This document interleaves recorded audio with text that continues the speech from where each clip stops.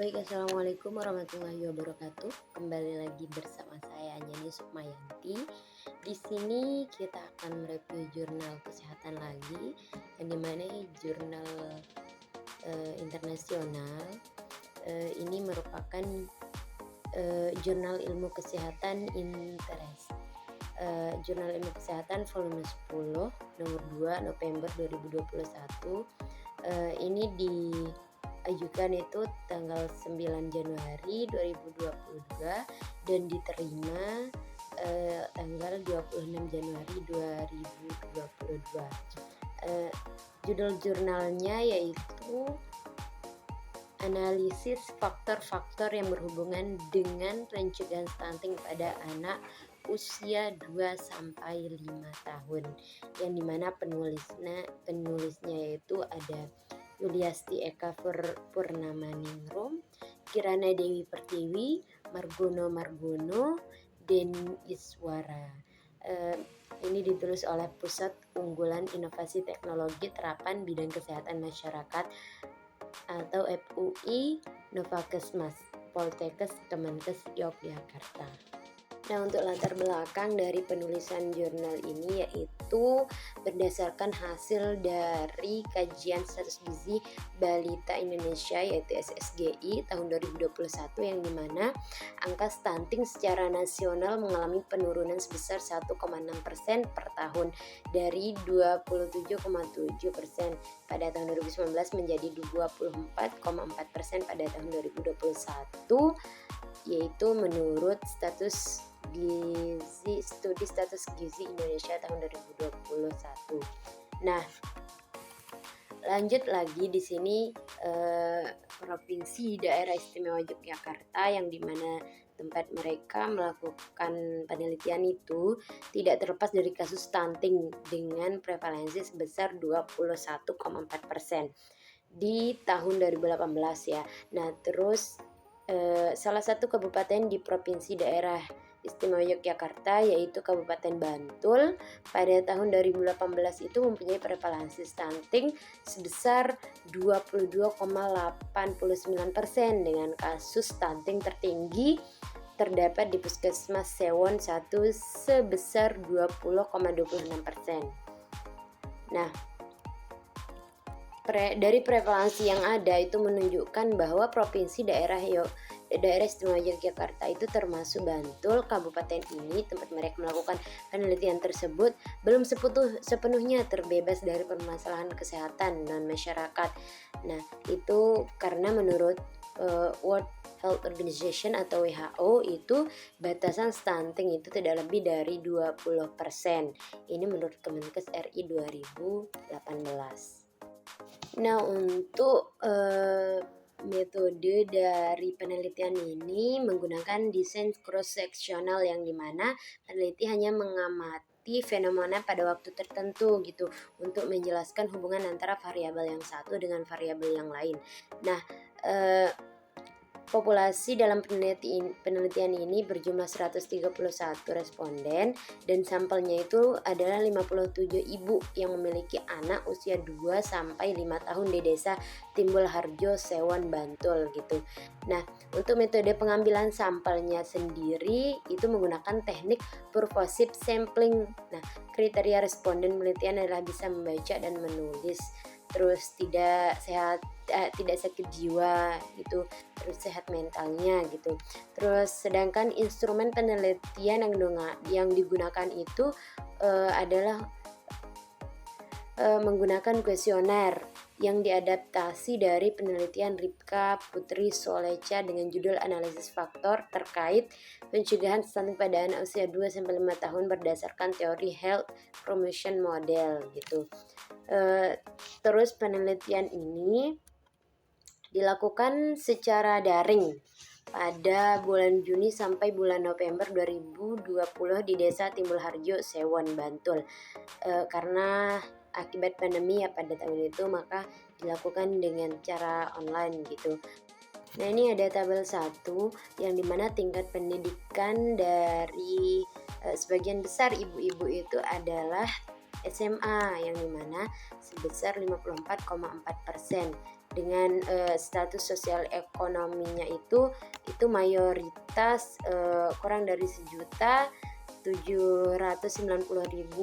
atau di bawah UMR ya, itu sebesar 61,4%.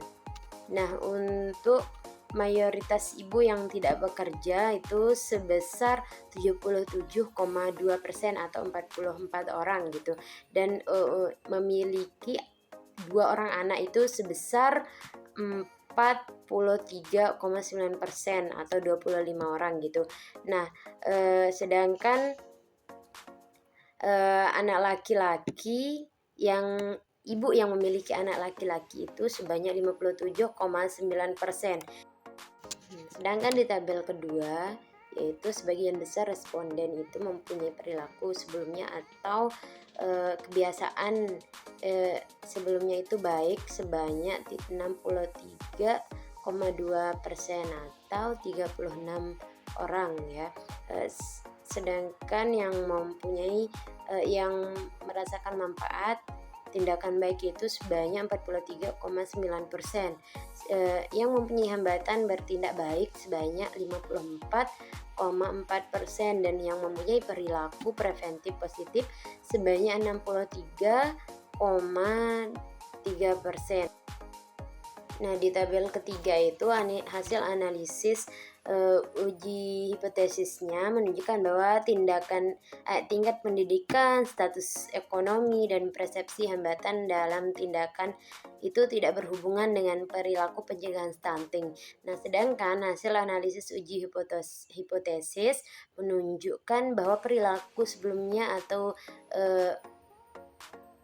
behaviornya itu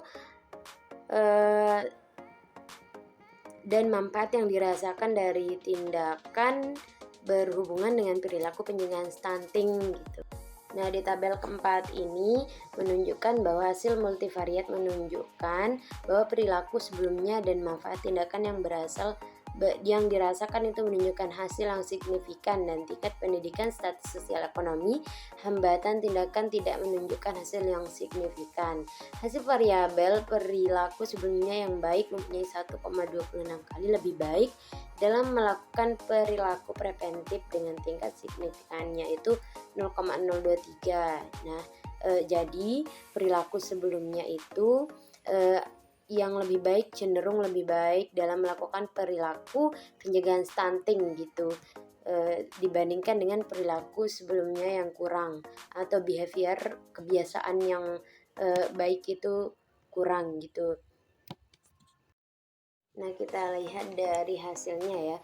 Di sini hasil analisis pada penelitian ini menunjukkan bahwa ibu yang menjadi responden itu memiliki mayoritas tingkat pendidikan SMA kan. Nah, dari uji regresi logistiknya itu diperoleh nilai yang signifikan, dan korelasi menunjukkan tidak ada hubungan yang signifikan antara tingkat pendidikan ibu dengan perilaku pencegahan stunting gitu. Nah, untuk sosial ekonominya, dari hasil penelitian ini menunjukkan bahwa status sosial ekonomi dari responden itu mayoritas berada di bawah UMR ya tadi, atau upah minimum kabupatennya, dan dari uji regresi logistik itu bisa disimpulkan bahwa tidak terdapat hubungan yang signifikan antara status sosial ekonomi dengan perilaku preventif atau pencegahan stunting tersebut gitu. Nah, selanjutnya yaitu ada perilaku lampau atau kebiasaan sebelumnya.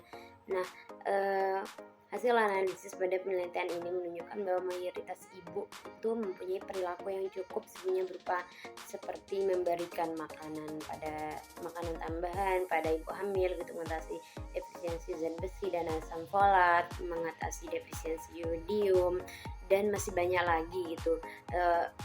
Dari uji korelasi regresi logistik itu terlihat ada hubungan antara perilaku sebelumnya dengan hasil dengan perilaku pencegahan stunting tersebut gitu.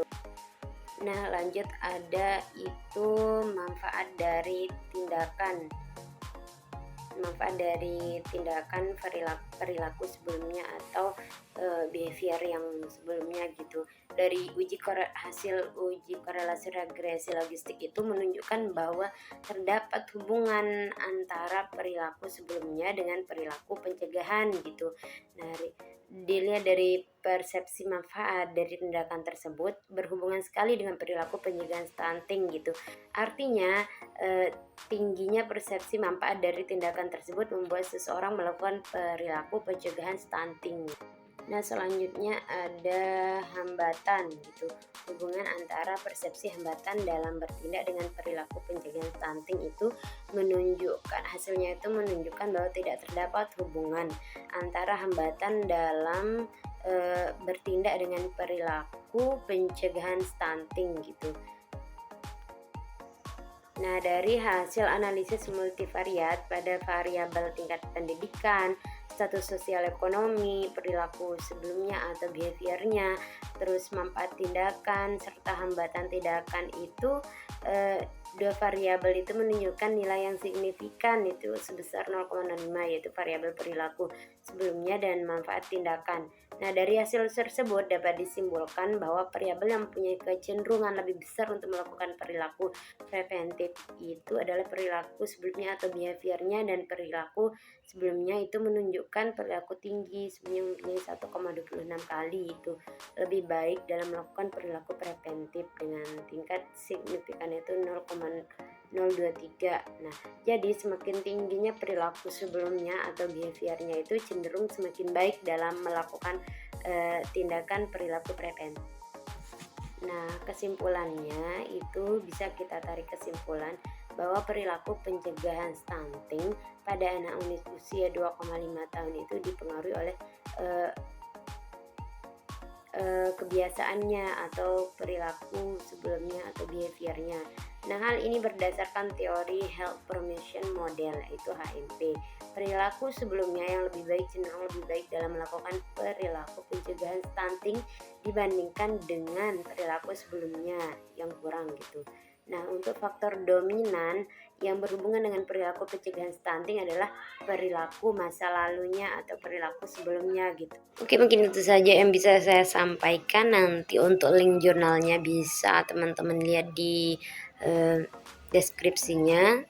Saya Yeni Sukmayanti. Wallahul muwaffiq ila aqwamit thoriq. Wassalamualaikum warahmatullahi wabarakatuh.